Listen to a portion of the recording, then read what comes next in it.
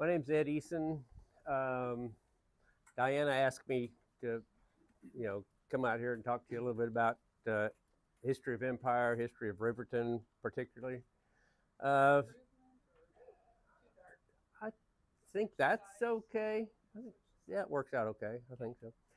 Uh, uh, so this presentation was put together a few years ago for a bunch of engineers, and then Diana kind of added some pictures into it to kind of show a little bit more about the history and everything. So uh, if there's anything in here that you say, oh, I want to know more about that, for anything you say, I don't want to know anything about that, just let me know, and we can go through stuff quick, and we can go through stuff fast. There's like 80 some slides, I think, isn't there, Diana? So anyway, uh, my name's Ed Eason. I worked for Empire District for 38 years. I spent my whole career working in power plants. I was at Asbury for 18 years, and then I was at the State Line Power Plant for 12 years, whatever it is, in Riverton for 10 years. I had that all up, and it was 38 and a half years of making electricity. So I've had quite a bit of experience with that. But the Riverton plant was the last place I worked at. We made some changes, quite a bit of changes there when I got there. Kind of changed it from an older coal-style plant to a much more newer, modern, more efficient gas-fired plant. But some of this stuff, the Empire District was established in 1909. At that time, back when I put this together, we had about 168,000 customers and 8,100 transmission lines and 750 employees. Of course, with the merger with Liberty, all of those numbers have skewed, but that was probably just a little right before the merger, what those numbers are from. One of the things I would like to point out was Empire was founded in 1909, but Riverton is older than that. Riverton was the first plant with associated Riverton was the Lowell Dam. Everybody, I guess, knows where the Lowell Dam is. So that was built in 1904, went online in 1905, like a full 4 years before Empire was formed. It's at the junction of Spring River and Shoal Creek. A lot of people don't realize that Shoal Creek also feeds into that, but that comes in on the south side down there. The dam is 400 feet long. It doesn't look that long, but there's a lot of stuff that is overgrown over parts of the dam. Originally had 8 water wheels with 2 generators. And if you drive over the bridge, you can see the powerhouse in the middle. The generators were in the floor of that powerhouse down at the bottom. And there were 8 water wheels. There was 4 on each side. And it was a 3,000 kilowatt total, 25 cycle. And we'll talk a little bit about that. A cycle goes from 0 up to the top to whatever your voltage is, like 120, down to negative 120 to that. A cycle is, when I say 25 cycles, that happens 25 times a second.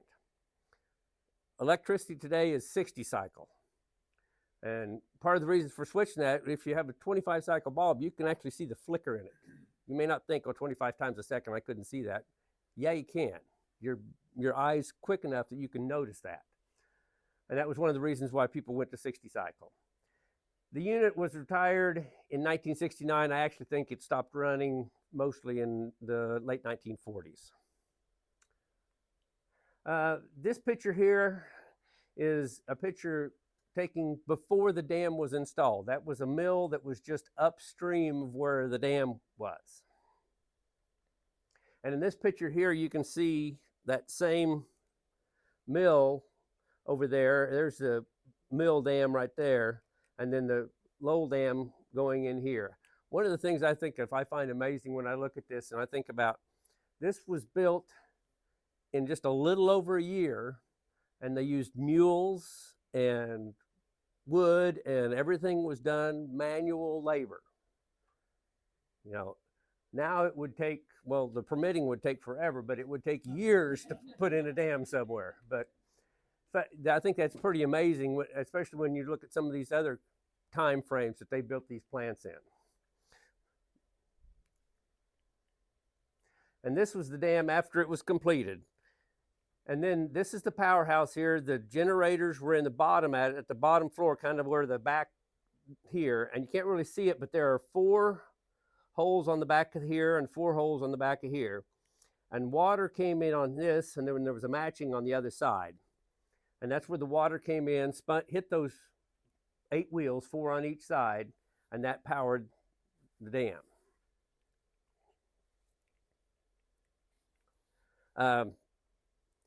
The next unit that came into Riverton, and one of the things about the Riverton Dam, people said, well, why did it go away? Well, there really wasn't a reservoir there, big reservoir to supply it. I mean, it pretty well just, whatever was running through the river, that could be there. And that it just wasn't a reliable source of power for it. Old Kate was the first unit at the site where the Riverton plant is. And it was put in 1906. It was the engine that powered the 1904 St. Louis World's Fair. It was bought by the investors. Once again, this is another unit before Empire was built, and moved down there. It was a Westinghouse engine, 5,000 horsepower, made 2 megawatts of power, again, 25 cycle. Nobody really knows when it was retired. It's kind of, a lot of those records were lost in the flood of, I think it was 93, 95 flood. So don't know for sure. One of the things, I'm an electric geek, of course you know, and everybody's heard of Thomas Edison, invented the light bulb. Well, Thomas Edison and George Westinghouse were competing. Thomas Edison thought everything should be DC. George Westinghouse and Nikola Tesla said it should be AC. So I think back to, when I think about this engine and some of the other early Westinghouse machines that the plant had, I picture George Westinghouse watching these come off the assembly line, because it was for the 1904 World's Fair, so he probably watched that go off the assembly line, just because it was very early. Westinghouse was formed in, I think, 1886, and so electricity was very new back then. But then, like I said, it was retired. It sat there for several years. This is the actual engine itself. It's kind of hard to see, but this is the reciprocating part of it right here. Went up and down the big piston. And then back here is the coils for the generator itself. And this is a couple of guys that are working on some of the pumps for the system. I don't know who they are. They're just sitting on a pipe, and somebody thought they'd worth taking a picture of. So this was the old Cape building. It sat there for years. It got tore down in 2014, 12, 14, somewhere 13, 14, somewhere around in there. This engine, this part of the building here was where the turbine itself, old Kate, actually sat. This part had brick boilers in it. You can see the stacks coming off of it. And here is where the coal was in. And there's a coal car sitting here, and that coal was shoveled manually in these windows, and then shoveled back out of those coal bunkers into the brick boilers manually. This unit had a large crane in the top of it, and that crane was still there the day the building came down. I mean, it was still up in that building. River units 1 and 2, and you notice that old Kate is not in the numerical sequence. Don't know why, it just wasn't. The units 1 and 2 became part of the bigger power plant, and was actually after Empire was formed. They were put in, the construction began in 1909, and from what I read, it was done around the clock, and it was done 12 months later. These 2 units were built. There were 2 Westinghouse 7.5 or 7,500 kilowatt steam turbines, non-condensing 25 cycle. And what non-condensing means is They brought in water off the river, they ran it through a sand filter, and they put it in a boiler and ran it through a steam turbine. Turned it to steam, ran it through a steam turbine. We don't do that these days. We run some very high purity water. The other thing I find interesting about this was it was 16 200-pound brick boilers. And there was just in this one building, and we'll see the building here in a little bit, there was these boilers that just stacked next to each other. And they could lower them up and down a little bit, but when they needed much more power, they would have to put on more boilers. And all this was done manually. Everything was done manually. I don't know how many people it took to operate these two units, but it had to be a lot with everything being manually and coal shoveled in, the ash out of the bottom shoveled out. One of the things there used to be coming out of the old boiler rooms, there was a ramp for the mules to drag the ash out of the bottom there. And I don't know, we used to have some work orders that talked about retiring the mules. And one of the mules one time, they retired it, and I think the word was something about, the vet said it was in bad order. That's one of the work orders. One of the work orders, okay. But I think bad order meant it was not going to be around for very much longer. So, but anyway, those units were retired in 1975. I started with Empire in 1983. The boiler room was gone, but those two units were still sitting there, the steam units themselves and the generators. This is part of the construction. You can see, you can't really tell, but you can see some of the concrete work, the foundation work down here, and then they're starting with the steel work of the building itself. And then this was it kind of completed. It has two stacks, much like a fireplace in your house. These are a natural draw stack. That's why they're so tall. There's no air blowing into the boilers. And this is the building where those 16 boilers were. This is the coal that had a coal car would come up here. They would pull the coal out of it, probably manually shoveled it, and then it would go in, take it into the plant. And then this building over here was where the steam turbines were. But this, like I said, it was two stacks.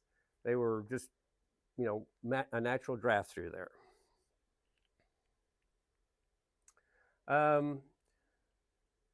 Some of these pictures, we're going to see, okay, we're going to go from one thing to the next. But one of the things here is there was actually a hotel there on the site. I don't really know who it was used for, but there was a hotel that was up by the road. It was supposedly used for the people from New York, the company people that came in from New York.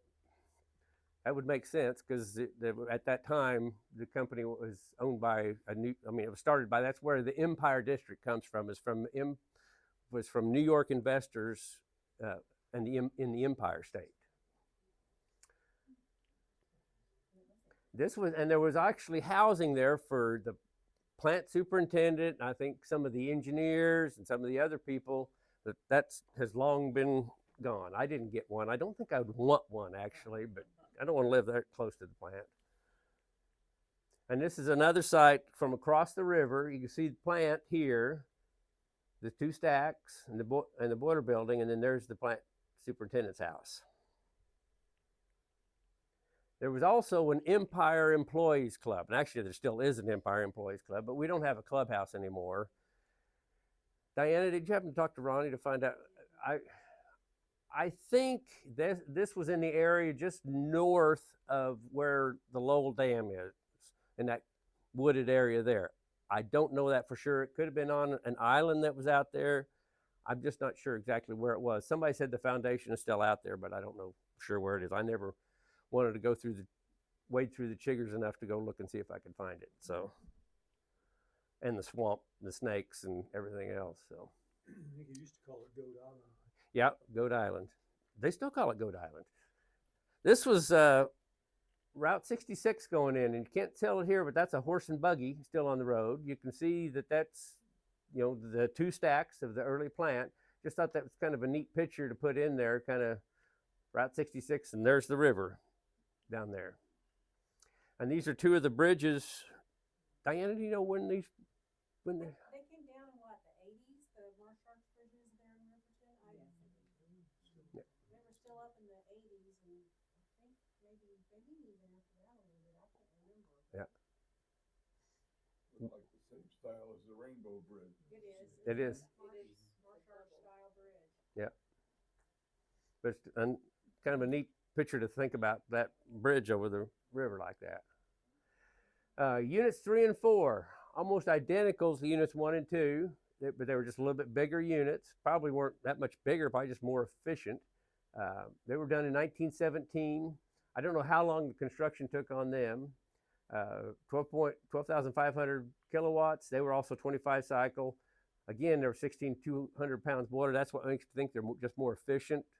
And then they were retired in 1990 after I started with Empire, and they still did run them occasionally when I was working with Empire. I never got to see them run, but I do know they did. This was them building them, and once again, you know, they were doing all this with, still in 1917, horses and draws and wagons and back then. They could get a lot done back then. Once again, you'll see, you know, they were hauling with horses and everything.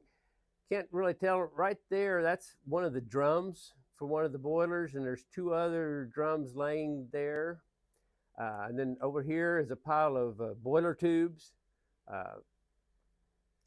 And I was looking at the picture real close and realizing, okay, they didn't have anything protecting all the holes. In today's day and age, all those holes would be plugged up. There wouldn't be anything laying out open where things could crawl into it. But they didn't care about that so much back then. Again, this is part of the construction. I think this is the side of the boiler. They're probably pulling out dirt to dig in the foundation in the basement, because these basements went down in, about 20-some feet into the ground. And this was actually with units 1 and 2 and 3 and 4. This is units 1 and 2 with its 16 boilers, and probably these are the buildings here for maintenance, whatever. I know that there used to be a blacksmith shop. There was a livery stable for all the animals. This is the old boiler room. It was still there, didn't get taken down until 2014 about. And then you can see now there's 4 stacks. This is the old Cape building, still back over here. And this is the water treatment plant. Like I said, their water was made up. They pulled it off the river and ran it through sand filters. And that's the water that they used. And this is a picture. I don't know any of these people, but it's, there's several of these, a lot of people working there, and this would have been just like a day shift or something like that. Would have been maintenance people and operators and things like that that could get out there to take a picture. And definitely not OSHA approved. Those stacks were, 150, 200 feet up in the air, and they were probably working on the top, probably patching up the top. And he was just sitting there. I'm not really even sure what he was sitting on, but didn't seem too concerned about it. So he's got a cigarette in his mouth. You can't really tell, but there's a cigarette in his mouth. So this is another old picture of some brothers that worked there, and this was one of the old generators, probably 1 or 2. What the old generators were an open coil generator. Unit 6, and this is where we had 1, 2, 3, 4, Unit 6. And I remember I've asked people for years, what was Unit 5? And some people say it was old Kate. People say it was some little waste heat generator that they put in one time, but nobody knows for sure. Or nobody will admit for sure. But anyway, they decided to call this in Unit 6. Construction began in 1923. It was a 25,000 kilowatt, 25 cycle, still at 25 cycle back in 1925. And it had 3 300-pound water tube boilers instead of all those other brick boilers. This boiler, however, was replaced in the late 1950s, early 1960s with a single boiler. They took these 3 boilers out and put in a bigger boiler. And that unit was retired in 1995. And then this is a study group. Any idea what they were studying, Diana? Could have been a Bible study group. Could have been, you know, I can't picture guys sitting around studying, learning something, but they're. They're trying to figure out where number 5 was. Yeah, maybe they were. But still, it's just interesting, just the pictures and stuff of people doing different things. And this is the number 6 unit when it was brand new. The paint is all nice and shiny. Everything's all nice and shiny and clean and everything. And you can't really see it here, but this is number 6 when it was retired. And it's covered in dust and dirt and not looking near as pretty as it did back then. This is an old picture of the plant from across the river. It was pretty interesting. Still got the old railroad bridge in there. Here's units 1 and 2, 3 and 4 with their 4 stacks. The old Cape building is still there. So this would have been sometime between 1917 and 1923, somewhere in the late teens and early 20s. Another picture from not across the river, but just upstream a little bit.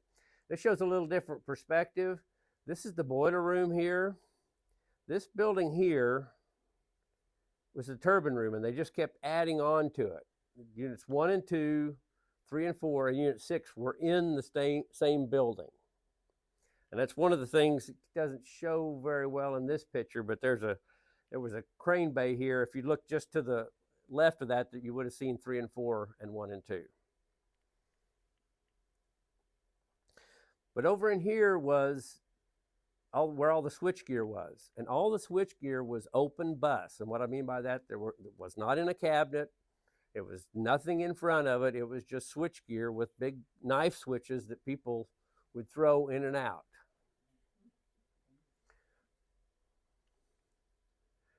The frequency changer was installed in 1928. Electricity started going to homes. They were moving to 60 cycle.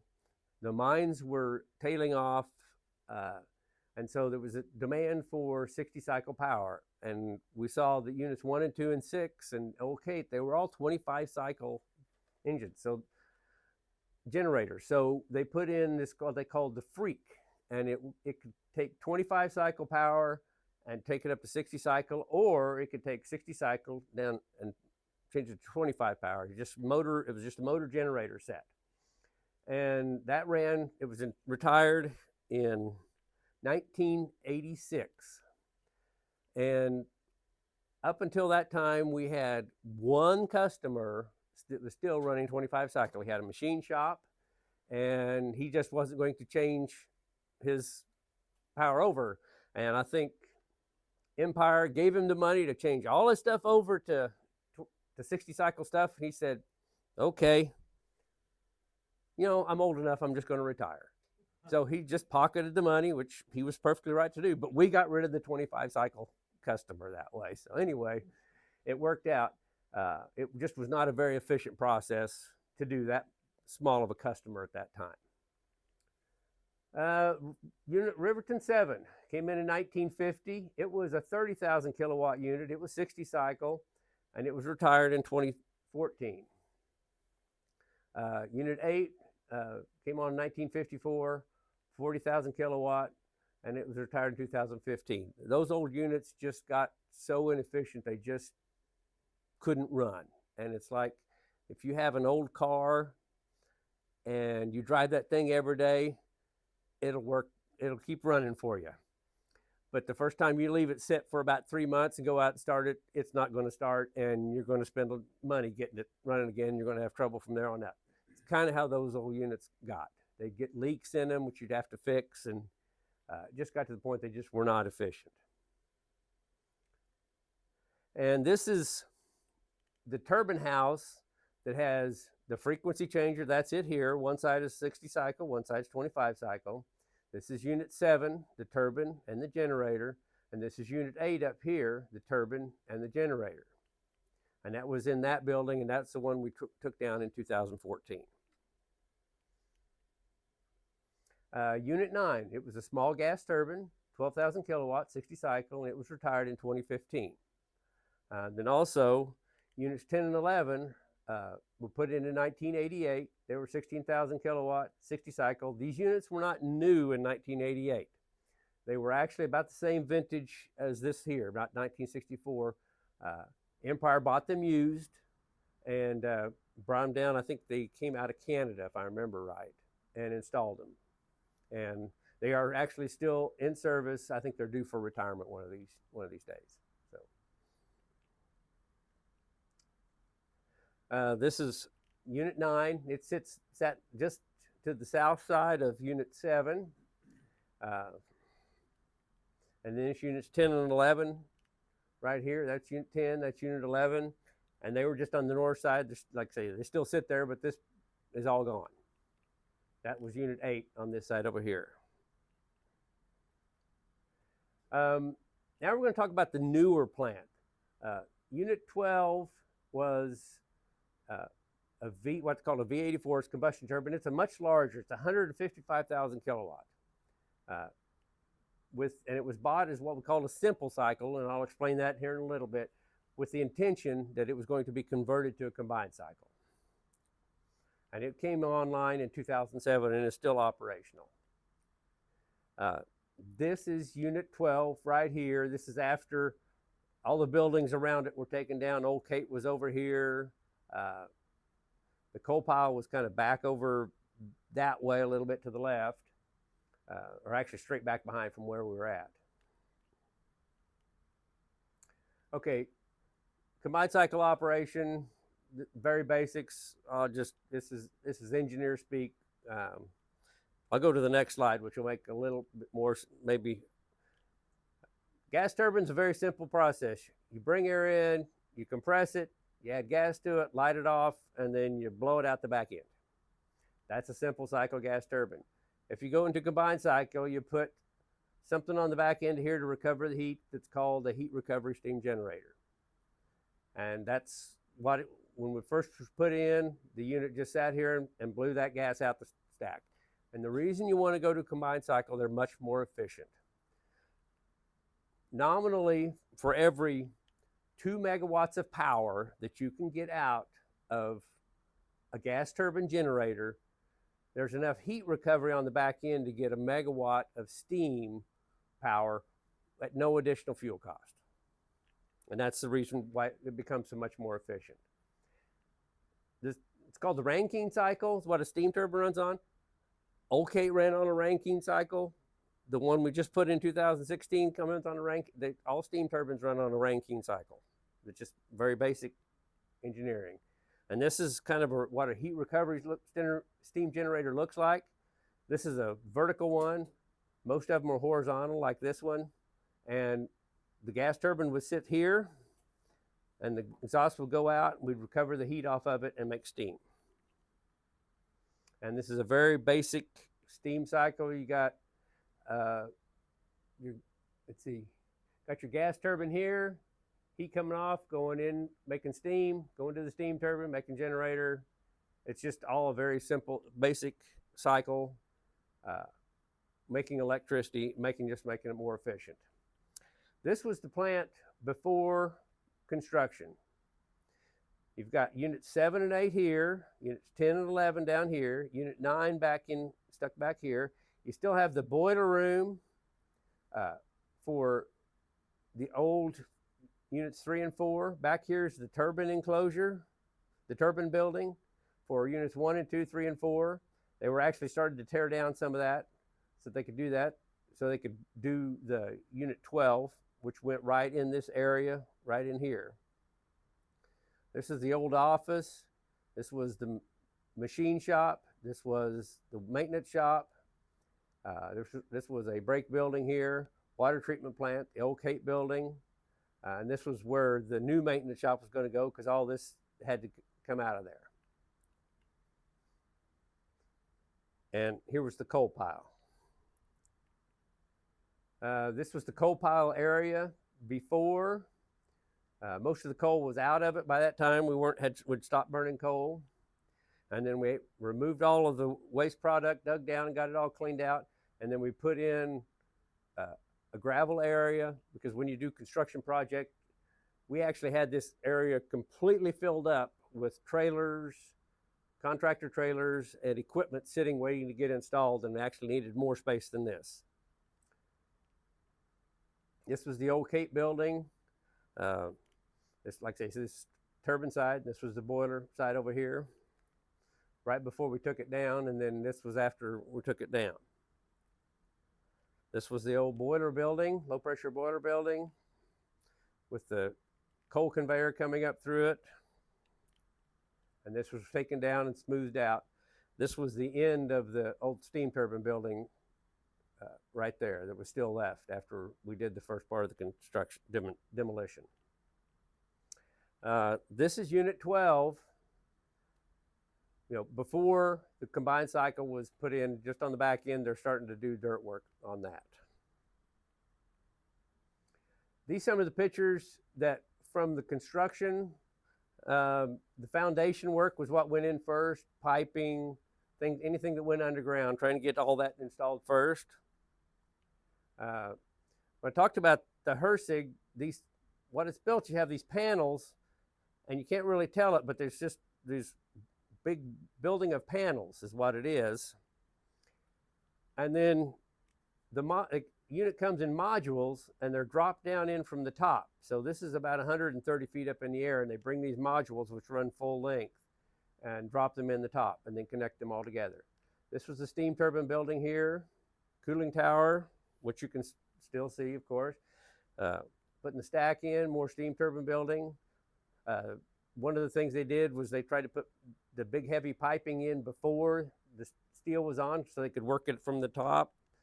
The condenser was coming in, and that was built over in Joplin. High pressure turbine, IPLP turbine, which came in, I think, on the rail siding over here, I think in Columbus, I think, or Baxter, I think, yeah. And this is the top of the Hersig, generator, putting those things in, condenser, electrical switchgear. You see, this is not open switchgear. And this is the cooling tower, which you can see it's all the steam coming off of when the unit runs. Putting the top section of the stack in, and then this is the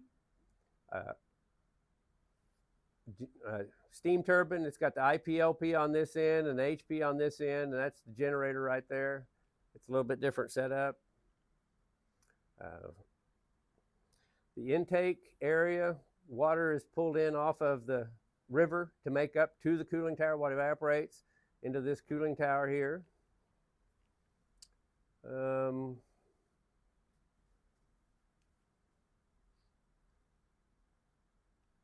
Like I said, this is doing testing. This is part of the testing works, equipment lineman, cooling tower makeup.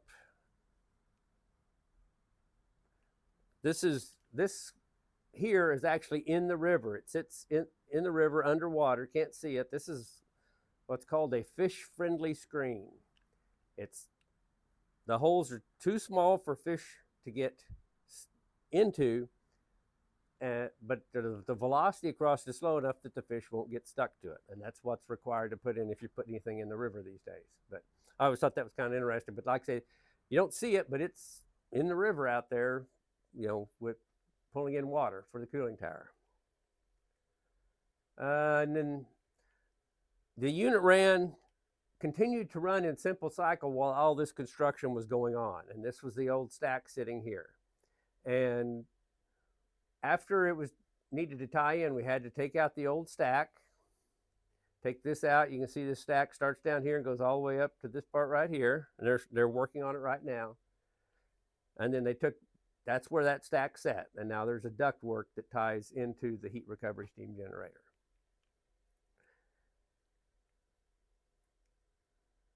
And then one of the things we had to do with a lot was clean up all the piping and everything because these steam turbines can't handle anything in the steam. They're much smaller. Now that's it for like the construction and the history. But one of the things that Diana and I talked about was it thought might be interesting. Everybody knows with Riverton you have floods. So these are some pictures from some of the flooding. This was, you know, down at Lowell Dam. You can see a lot of damage from where water came rushing over, and the water is still up pretty high. This was 1943 flood. You know, concrete, water comes piling over all this. Lot of stuff, you know, washed out down here. The old bridge that I don't know how many people. I know people complained about driving over it. So, yeah. Did it many a time. Yeah. Let me tell you, you kind of hoped and prayed that someone on the other end didn't try to cross at the same time. I've heard that from a few people. Yeah. Oh, yeah. This was the flood of 1961. You can kind of see the water is pouring over the top of the dam, and how there's only like a 5-foot drop there, but it was probably higher than that at some point across there. But the building still was standing there. Just debris from just accumulates, especially after a flood, washes down the rivers. So we have a lot of pictures of debris piled up. And this is just like right off the dam. More concrete, water poured over, washed out all this concrete. And that's like, say, the dam is right there. But see, that's part of the dam here because of the retaining walls and everything that had to be put in. And then just more washout here from just all the flooding. Out there cleaning, got to clean all this stuff out of here. And then probably after the cleanup, they had a diver go in and start inspecting everything and make sure the screens were clean. They had these big bar screens in front of it to keep the debris out of the water wheels. Just more damage, more washover. This is all filled in now. And then this was, in the substation, just how much water was in, electricity and water doesn't mix, but it sure did right here. So this was the 93 flood. I can remember the 93 flood. Probably more people can remember that. There was about 5 feet of water in the plant itself. It was actually lapping up onto the windows in the building. But they were able to keep the main plant, the 7 and 8, from flooding. The rest of this, all these old buildings and stuff flooded. The office, and like I say, that's when we lost a lot of records and stuff. They tried to save as much as they could, but there was just a lot of stuff that was in the bottom of here that just couldn't be saved. And you were still generating electricity while that? No, they were not generating electricity, but they still had power going in that they could run enough equipment to keep it from flooding. But no, it was not generating electricity because it was into the transformers and everything. That's one thing about it. A lot of times, if you can, with electricity, it's like your cell phone. If you get it wet, you can get it dried out. It'll be okay. But if you try and turn it on when it's wet, it's going to short out. So that's kind of the way this is too. So, this was flooded in 2015, but just think back then there would have been 5 to 6 feet of water right there instead of what this is, and think of all the stuff that it would have got into.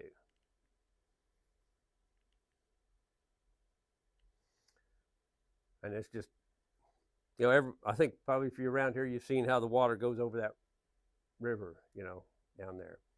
One of the big things from the 93 flood was all the debris and everything that backed up on that railroad bridge.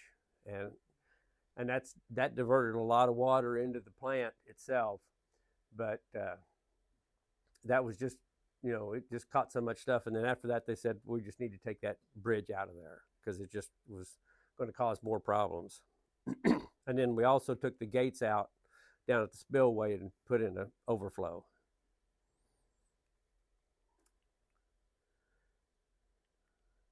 And then threw in some pictures of the ice storm. You always got to talk about ice around here too. And that was the 2007, which was, where it put so much ice on top of everything. And then the substations, water on the power, ice on the lines.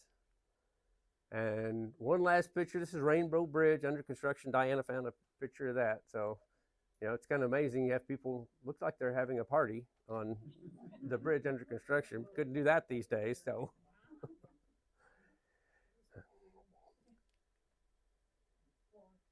and that's what I've got. I know Diana found some stuff here that was kind of interesting. We thought. Also over here is a big picture of the Lowell Dam. It's a blueprint of Lowell Dam, which is I think a really cool. And if you look at it, you can see the 4 water wheels on each side, the generators in the middle. Kind of see the building cross sections and kind of how the unit was built. I've always thought that was a really cool picture. And we've got some work orders here. One was they bought the plant manager a Cadillac for $1,000, but they didn't buy me a Cadillac. But so that's all I've got. Is there any questions? Yeah, so did on the upriver side of the dam, Mm-hmm. I guess it was as deep as the downriver side of the dam. Yes. So I wonder how much that's filled in now. That's part of the problem why it couldn't generate, was there's so much fill silted in there. There's just where the bridge crosses, I think it starts silting in, but it's still got quite a bit of silt. But out in the middle of the channel, there's enough flow that it's keeping some of it through there. But on the sides and stuff of that, it's filled in quite a bit. I know I've watched people out there taking their boats over to the boat club, and when the lake's low, you can see them going slow, and you can see them churning up mud with their motor. So it says to me there's not more than a couple feet of water over in those side areas.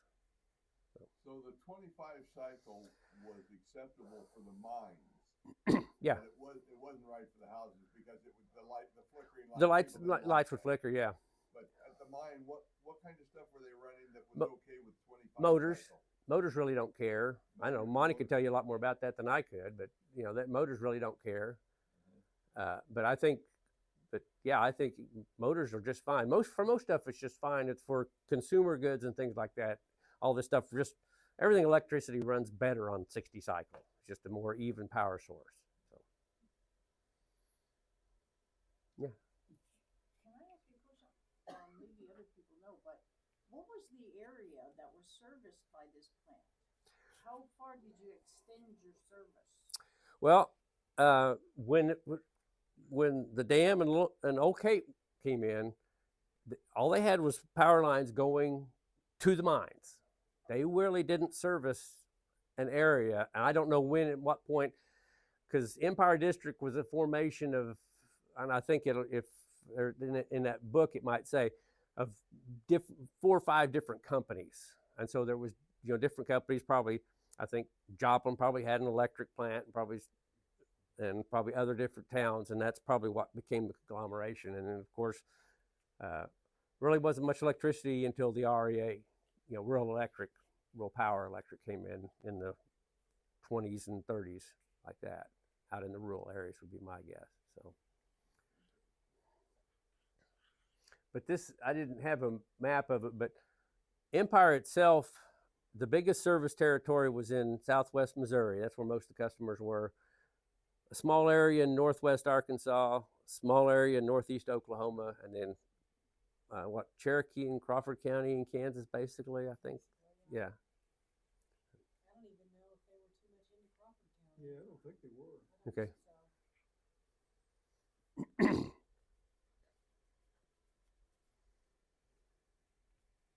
Well, it's interesting how things evolve, because you mentioned open bus, and in my youth, I saw some of those actually in service, and incredibly dangerous. Yeah, I remember, like I said, I went down there after I started with the company in the mid to late 80s, and went down there and was seeing this, and they said, yeah, and by then they had actually put some expanded wire barriers in front of it so that people couldn't fall into it. But before, it had just been open, and they had these sticks that had hooks on the end of them, and that's what they put those knife switches in and out with. That's how you weeded out the dumb one. They definitely figured out pretty quick what not to do. So yeah. My dad worked for Empire District starting in probably early 50s, Mm-hmm. about 38 years or so. I remember going into the plant, the turbines, the Mhm. noise. He worked that part of it. Was that where the controls were? Yeah, the switchboard. Switchboard or Yeah. whatever. Yeah, there was an upper. They used to have multiple operators. There was a switchboard operator that would take care of the turbines and all the electrical switching, and then they'd had turbine operators that would, because there's still even the ones in the 50s. There's still a lot of manual operation on those turbines that had to be done. I remember kind of a room with a lot of, we had little, I don't know, it looked like computer thing. It wasn't computer. Windows or Yeah, something. window. They had, they'd have either charts in there, or they may have some kind of a meter or a gauge or temperature gauge, pressure gauge. Yeah, yeah. Well, a lot of people will remember it, and I have it out in my car. It was too heavy to bring in, but I have the whistle out in my car. Does everybody remember that? My dad started at Empire in the early 40s. Mm-hmm. Where did he work at? Riverton. Riverton. Did your dad work at Riverton then? Okay. What was his name? I was raised with coal heat in a 100-year-old farmhouse. Yeah. Then my parents built, when I was a teenager, a new house, Total Electric. So it was one of the first ones recognized. Mother got a picture in the paper with all the kids as a Total Electric home. Mm-hmm. And they received some kind of, I don't know, honor and medal on the house. Yeah. Yeah, there was actually they still had some of those. The museum over in Joplin kind of condensed their Empire exhibit, kind of going to do it. They were going to change it up. And anyway, some people went over there, and I got a few things out of there. And I actually got one of those medals because I found them was back then, but there were still a few of them still there that somebody had saved or something. So. You know, the architecture in those buildings, I got to go out and see some of them before they raised them. And those were craftsmen. Oh, yeah. I mean, it was well built. It was, just. Yeah. Good brickwork. I mean, Yeah. It was Yeah. It had Yeah. personality. Yeah. Yeah. You said something about the generator being all clean and everything. I remember when we toured in school and went out and watched the plant and everything was spotless. I mean, Yeah. It wasn't like, That was always one of the operators' jobs, is go out there and dust those things every shift. They had dust mops that they'd run over the machines and clean them all up. So. For a coal-fired plant, Yeah. that's amazing. Yeah. Coal dust goes everywhere. Yeah. So Westinghouse was a very big company in New York, and I was raised in New York until I was 10, and my dad worked for Westinghouse. Mm-hmm. Yeah, they were a very large company, Pittsburgh. I know they had big plants in New York and in Canada. I can't remember exactly. Hamilton in Canada. We lived in Albany. Yeah. There was a big one up in Albany. Yeah. There actually still is a Westinghouse Electric Corporation, but it's all over on the nuclear side, I believe, right now. So, because Siemens bought the steam turbine and electrical switchgear side of it. No, somebody else bought the switchgear side. But yeah, Westinghouse. It used to be you get everything Westinghouse. You could get refrigerators or Westinghouse, toasters, and everything, anything electric, and that's I'm because not sure how relevant it is, but at Pacific Ocean Park in California, Santa Monica, Pacific Ocean Park. First thing you saw when you came into the park was the big Westinghouse is the future display. Showed the modern, totally modern house and everything, and Westinghouse was. Any other questions? Well, I've got to break some stuff down here, but if you guys want to look through anything, if you come up with any other questions or anything, sure, don't be afraid to ask. Well, thank you. it was good. Thank you. Thank you. Yeah.